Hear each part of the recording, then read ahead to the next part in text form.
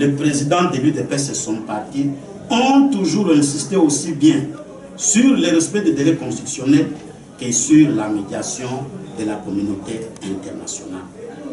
Mesdames et messieurs de la presse, l'UDPS considère ces écrits et propos de M. Martin Fayulu comme une insulte grave à l'endroit de son Excellence, Dr Étienne Tshisekedi, une des personnalités les plus respectées en République démocratique du Congo, en Afrique et dans le monde. Et je m'arrête pour vous dire que la pensée politique d'Étienne Tshisekedi fait l'objet de thèses de mémoire à travers le monde aujourd'hui. Pour l'UDPS, les accusations contre l'entourage du président Tshisekedi relèvent de la diffamation. L'UDPS exige de M. Martin Fayulu des excuses par la même voie et dans les mêmes conditions. Et les propos de votre confrère Hugues Moukeba Inkosso, éditeur de CNews. Mesdames et messieurs de la presse, dans un article qui a fait le tour du monde, provoquant indignation, colère et même dégoût, votre confrère a traité le président Tshisekedi de tous les noms. Il l'a insulté.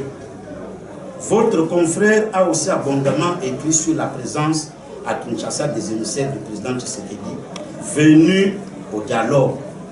Et comme preuve, il brandit la présence de M. Bona Kalonga dans une terrasse dans la commune de Lingwala et se dit prêt à dévoiler les plats qu'il mangeait. Comme si la simple présence de Bona à Lingwala dans une terrasse, passant son temps, peut constituer une preuve qu'il est venu au dialogue. C'est du mensonge.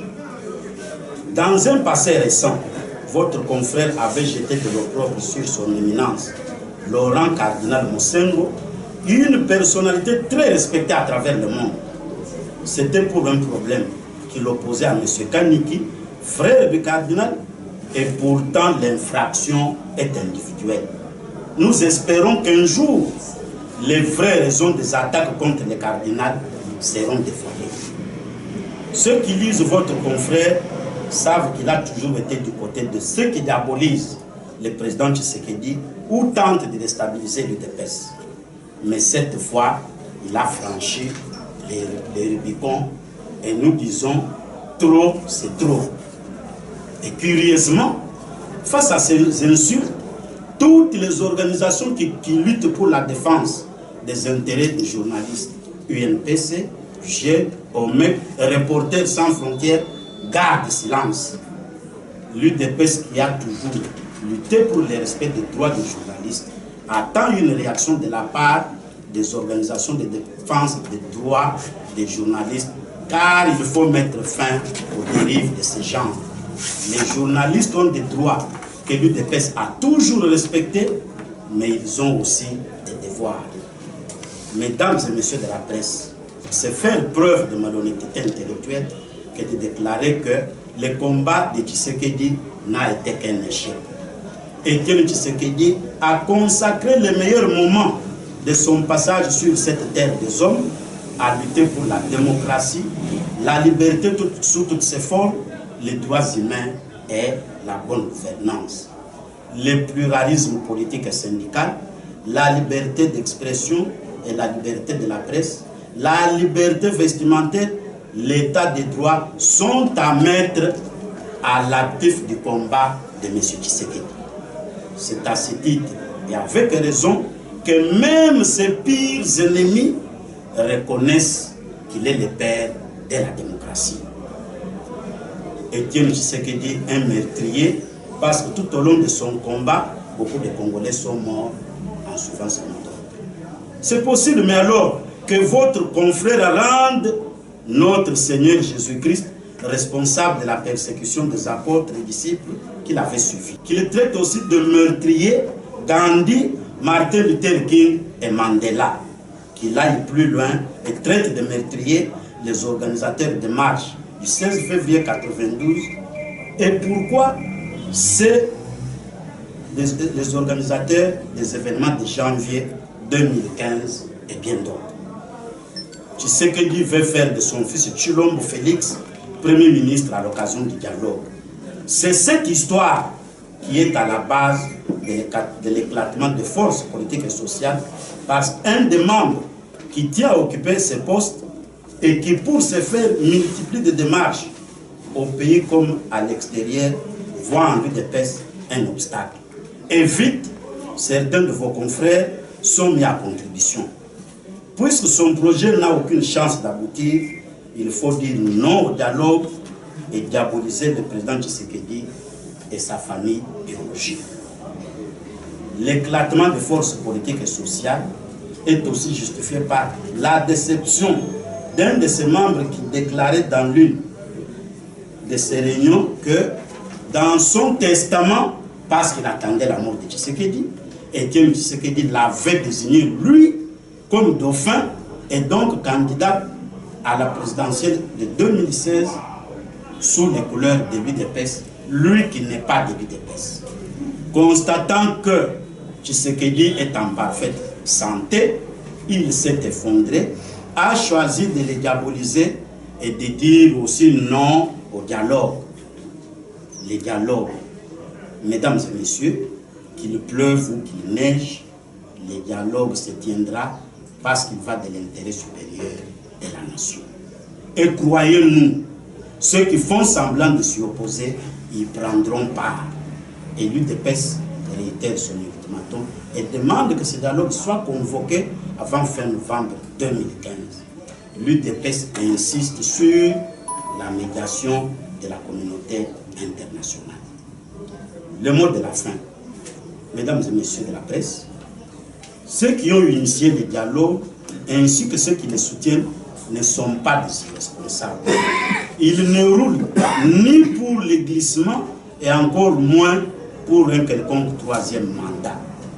La première résolution du Conseil de sécurité remonte à 2013. Ils n'ont qu'un souci des élections crédibles et apaisées, et ce dialogue là se tiendra car l'avenir de notre pays en dépend. 2. À l'UDPS, la personne du président Tshisekedi est sacrée. Quiconque tente d'y toucher va trouver toute l'UDPS sur son chemin. Les propos de M. Martin Fayoul et Moukebaye ont provoqué indignation, colère et dégoût. Le président Tshisekedi est chrétien catholique. Il a comme livre de chevet la Bible. Le sermon sur la montagne, aussi appelé les 8 béatitudes, est le socle de son combat. À la violence, il a toujours opposé l'amour et aux injures, le pardon. C'est ce pardon-là que nous accordons à nos deux compatriotes. Nous les aimons, nous leur disons que malgré tout ce qu'ils ont dit contre notre chef, contre notre président, contre les leaders charismatiques, incontestables et incontestés du peuple congolais, à l'UDPS, nous les aimons. Mais nous les mettons en garde en cas de récidive. Nous n'irons pas en justice contre M. Moukebaye, votre confrère, mais nous restons cependant convaincus que toutes les organisations de défense des journalistes sanctionneront votre confrère, car il faut assainir cette noble profession à laquelle l'UDPS et son président doivent reconnaissance pour les avoir accompagnés dans leur long combat. Je crois que si les journalistes ne relayaient pas les discours de M. Tshisekedi, personne ne l'aurait connu. Et à ce titre-là, à travers vous, l'UDPS vous dit merci et vous assure de toute sa gratitude. Hier, votre confrère a craché sur le cardinal Laurent Mosengo injustement. Aujourd'hui, il traîne le président Tshisekedi dans la boue injustement. À qui le prochain tour, votre confrère doit cesser de s'attaquer injustement au monument de notre pays. Le cardinal Mosengo et le président Tshisekedi ont marqué l'histoire de ce pays. Et ils méritent respect et non pas injure. nos condoléances. Au moment où nous bouclions ce texte, nous venons d'apprendre le décès de Madame Esther Abedi, directeur général de la chaîne de la télévision Africa TV, ainsi que celui du mari de votre concert, Marie-Ange Bikouli, bien connu aussi sous le nom de Chobet. L'UDPS présente ses condoléances les plus attristées aux familles des illustres disparus, ainsi qu'à tous ceux qui les ont connus.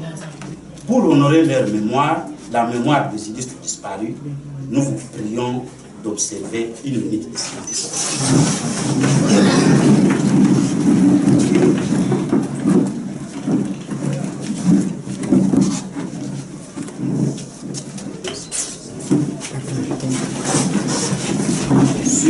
Nous allons procéder au jeu des questions-réponses. Vous posez votre question et l'orateur du jour. Monsieur le secrétaire général, nous venons d'assister à vraiment une rhétorique d'indignation. C'est ce qu'on a toujours connu avec l'UDPS. Ça, il faut le reconnaître. Aujourd'hui, est-ce qu'on peut croire en, je dis bien croire en, Etienne Tshisekedi pour ce dialogue et avoir un gouvernement, parce qu'il faut jouer carte sur table, avoir un gouvernement dirigé par l'UDPS dans ce pays. Voilà ma question, je m'arrête pas. Vous dites, vous avez assisté à une rhétorique d'indignation, c'est ça l'UDPS.